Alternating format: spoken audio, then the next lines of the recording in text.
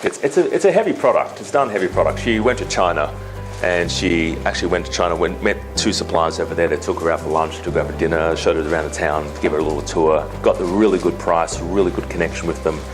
And because these things, if you want to order a sample, it's because it's a bit bulky and probably very similar to your product actually, but it's probably sometimes better to go over there, right?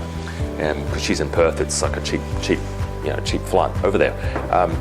But the big problem with these cat trees is if you have a heavy cat and it jumps on these things, a lot of these are flimsy. They're made of like really cheap materials, really just, they sort of sway. It looks like the Leaning Tower of Pisa when a fat cat jumps on it, it's like this.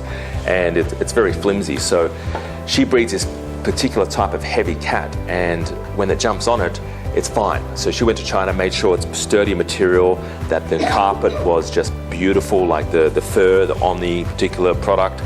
And she's bringing them in, and she brought in quite a few units, and she's selling that on her own website. She's connecting with pet suppliers and connecting them directly to buy from her, right? But she's also building out her range, so she's going to focus on other stuff like scratching posts, selling accessories to the original cat tree, and there's one that she's getting involved in. I think it's called.